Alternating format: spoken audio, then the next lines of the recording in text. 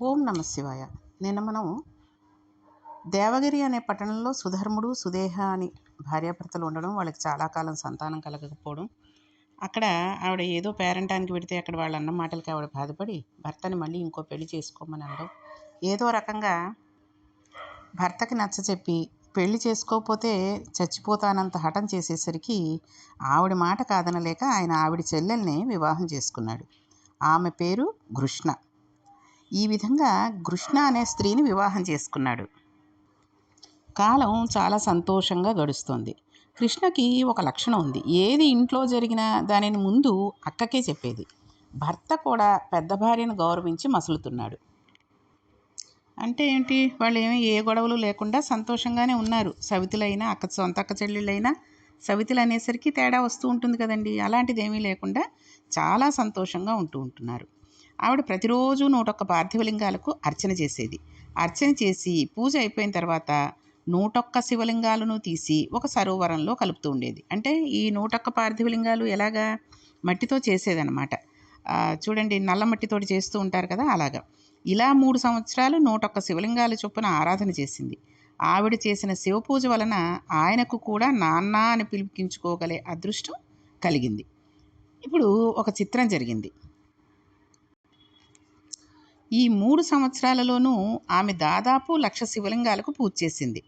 ఆ తర్వాత ఆమె గర్భాన్ని ధరించింది. అంటే అంత పాపం ఇంత అర్చనతో విరిగిపోయింది. ఇప్పుడు ఆవిడ 3 సంవత్సరముల తర్వాత గర్భం ధరించి పండు లాంటి మగ పిల్లవాడిని కనింది. ఇంట్లో అందరూ చాలా సంతోషంగా ఉంటున్నారు. ఆ పిల్లవాడితో సుదేహను అమ్మ అని పిలిపించారు. ఆవిడ కూడా చాలా సంతోషించింది.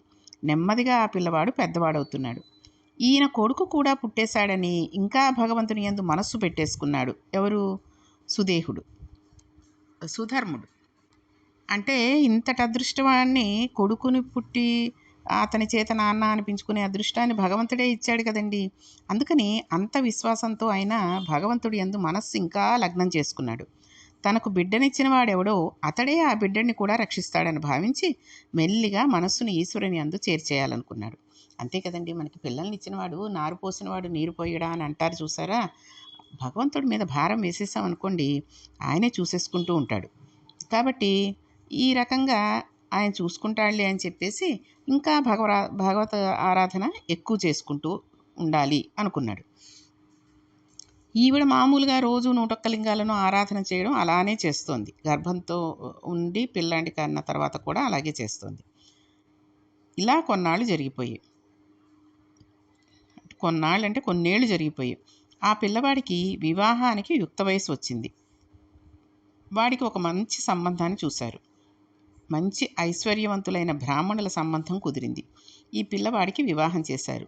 కోడలు కూడా చాలా మంచిది, ఇంటికి వచ్చేసింది. ఇక్కడ ఒక చిన్న ఇబ్బంది వచ్చింది.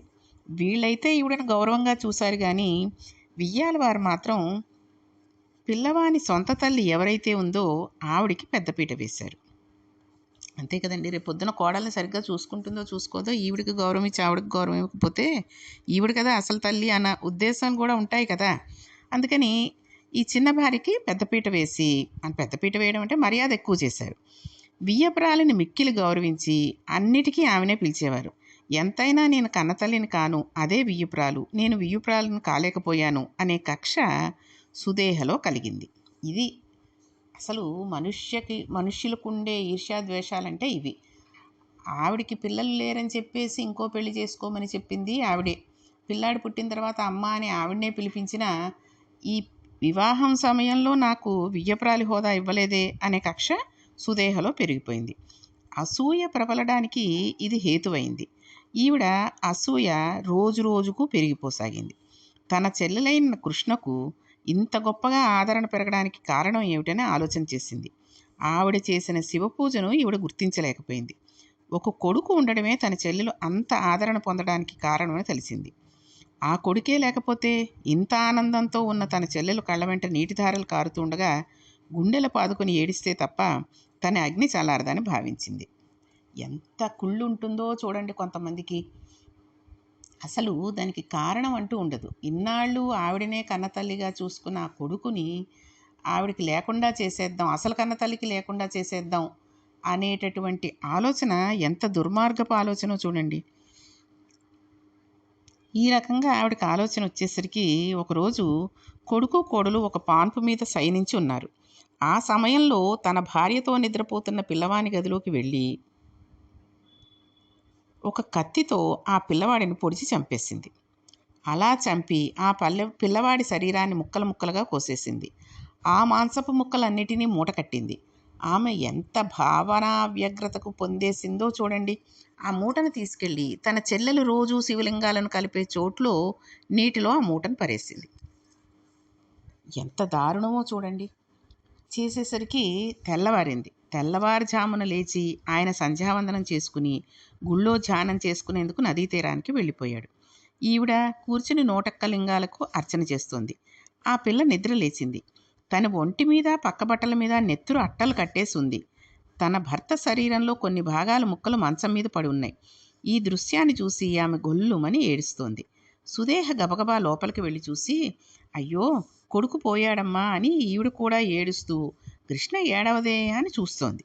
అది ఇంత బాధ పెట్టినా ఏడవట్లేదు అంటే భగవంతుడి మీద భారం వేసి భగవంతుడిని నమ్ముకున్న వాళ్ళకి ఎటువంటి బాధ ఉండదండి. అంటే కొడుకు పోతే బాధ ఉండదని కాదు, ఆయన రక్షిస్తాడు, కొడుకుని ఇచ్చినవాడు, వాడే ఆ బిడ్డను చూసుకుంటాడు అనే ధైర్యం ఉంటుంది కదా. అలాంటి ధైర్యమే ఈ కృష్ణ దగ్గర ఉంది. ఆవిడ ఏడవట్లేదేంటా అని చూస్తోంది. కృష్ణ మామూలుగా శివార్చన చేస్తోంది. ఆవిడంది, ఎవడో ఆ బిడ్డని ఇచ్చాడో వాడు ఆ బిడ్డకు రక్షకుడు, వాడు ఆయనను రక్షిస్తాడు, ఈ బిడ్డడు ఎక్కడున్నా రక్షించబడతాడు, వాడిని కోసినా కాల్చినా చంపినా వాడు బతికి తీరుతాడు, వాడు రక్షిస్తుండగా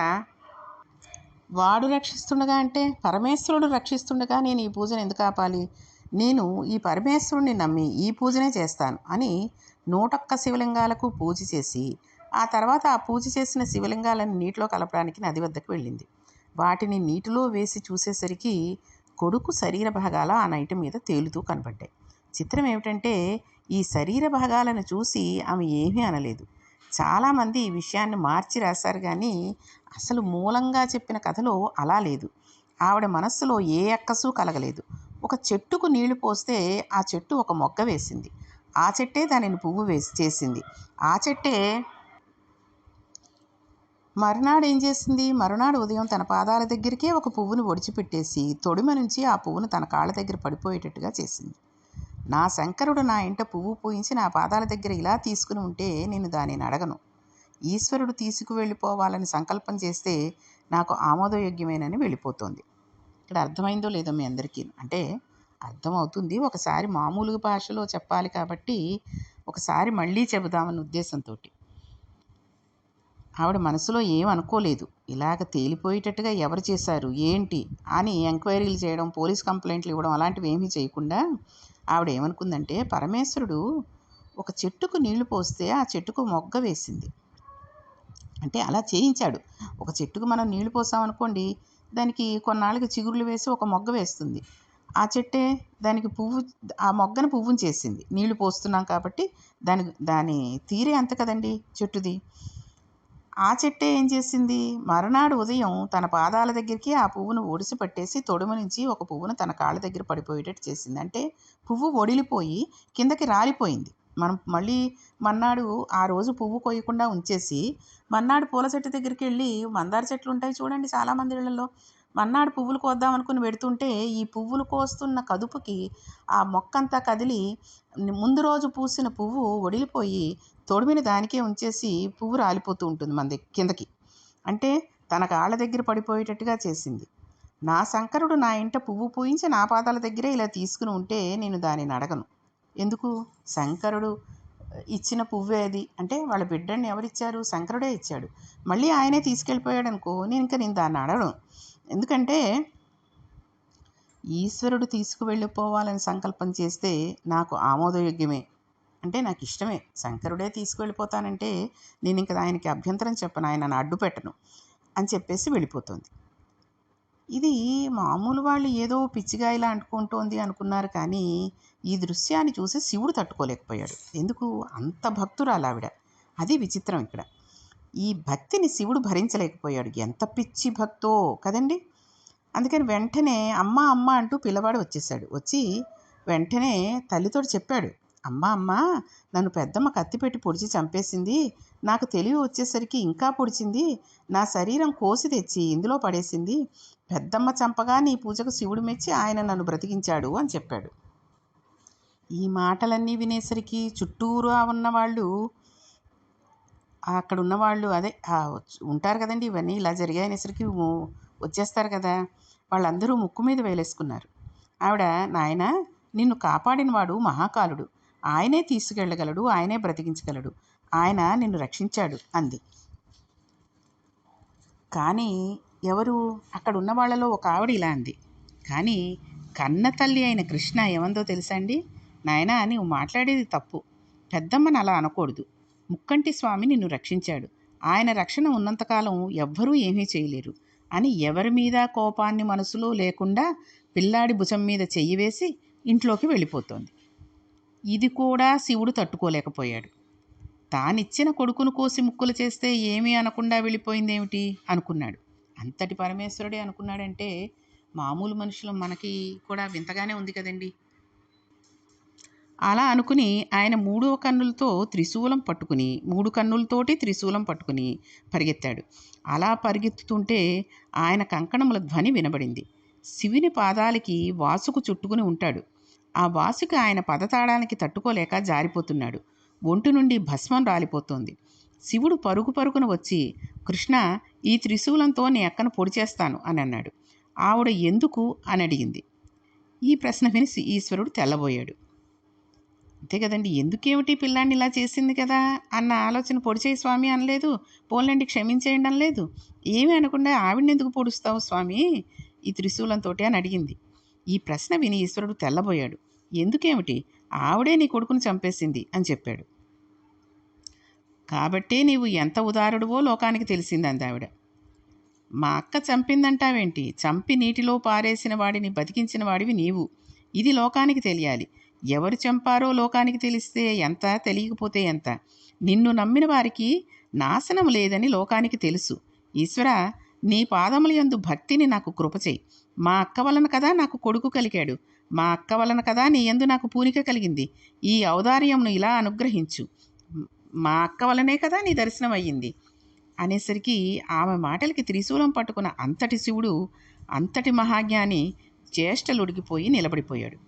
త్రిపురాసుర సంహారం చేసినవాడు భక్తురాలి మాటలకు నోటి మాట లేక నిలబడిపోయి అంతేనా అన్నాడు. అంతే, త్రిశూలమును ఉపసంహరించుకోవాల్సింది అంది. అప్పుడు శివుడు, పోనీ నీకు నేను కనబడ్డాను కనుక ఏదైనా ఒక కోరిక కోరుకో అని అడిగాడు. అప్పుడు ఆమంది, అయితే ఒకటి అడుగుతాను. ఏ నీటిలో పడిపోయిన పిల్లాడిని నీవు రక్షించావో, ఏ నీటిలో రోజూ 101 శివలింగాలు తీసుకువచ్చి కలిపానో ఆ నీటిలోనే నీవు జ్యోతిర్లింగంగా వెలవలసింది. నీ దగ్గరికి వచ్చి నమస్కరించిన వాళ్ళందరినీ ఇలాగే కాపాడు అంది. అప్పుడు శివుడు, తప్పకుండా అలానే చేస్తాను. నీ కోరిక మేరకు ఆ ప్రదేశంలో జ్యోతిర్లింగంగా ఉంటాను.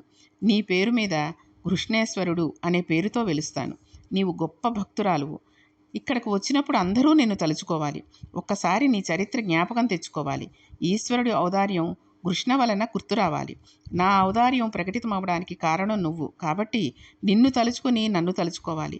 నా పేరు ఈశ్వరుడు కాదు, కృష్ణేశ్వరుడు అన్నాడు. అని కృష్ణేశ్వరుడై మహానుభావుడు అక్కడ వెలిశాడు. అది అక్కడ ఆయన వెలవడానికి గల కారణం. ఆ తర్వాత శివుడు, కృష్ణ, ఇంత మాట అన్నావు కదా, అందుకు కాను 101 తరాలు నీ వంశంలో చెప్పుకోదగిన మహాభక్తులైన వారు కుమారులుగా జన్మించి వెడుతూ ఉంటారు. అలా నీకు వరం ఇస్తున్నానన్నాడు. ఆయనది ఎంత ఔదార్యమో చూడండి. ఇంకా ఆయన అన్నారు, మీ అక్కకు గల దుర్బుద్ధిని తీసివేసి ఆమెకు సద్బుద్ధిని ఇచ్చేశాను. ఆమె ఇవాళటి నుంచి నాకు మహాభక్తురాలైపోతుంది అన్నాడు. వీటన్నిటినీ కృష్ణ అడగలేదు.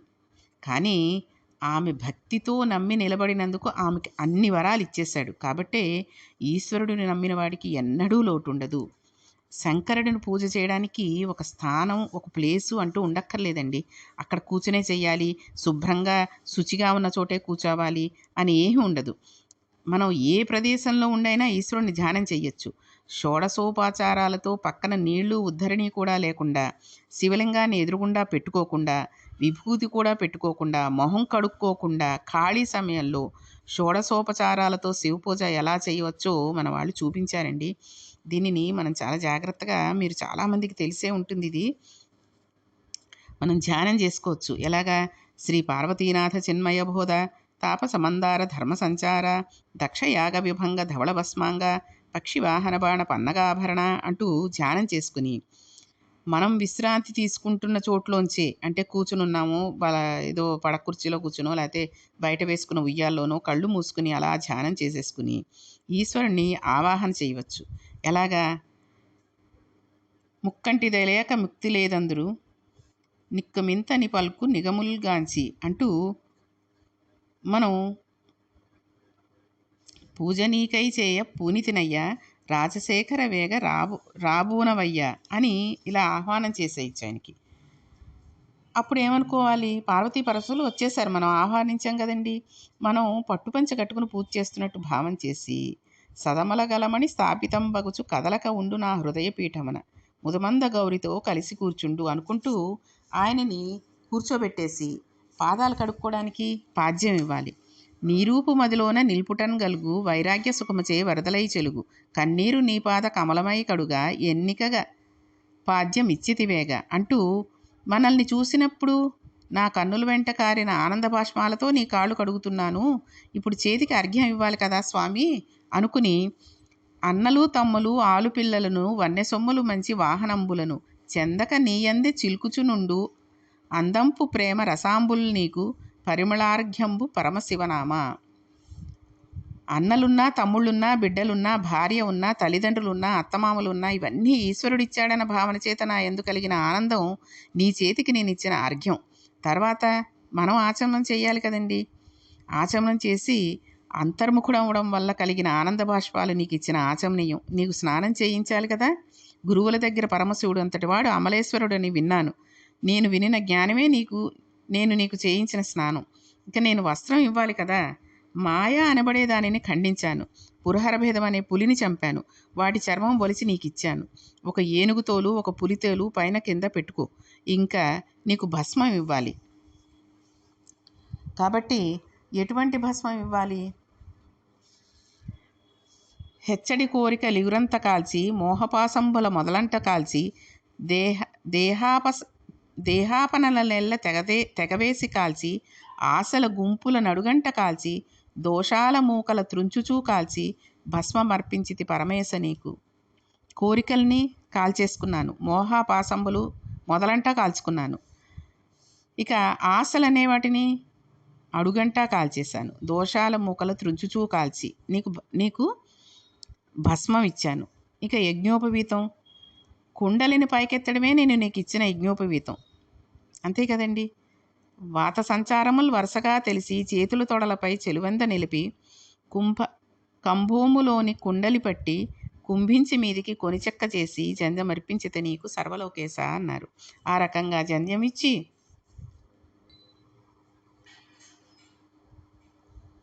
నా చిత్తమనందు నీవు కూర్చుడడం వలన ఏర్పడిన శాంతి నీకు ఇస్తున్న చందనం. అక్షింతలు, ఇవి నీకు కిరీటం మొదలగు ఆభరణాలను ఇవ్వాలి అక్షింతలంటేను.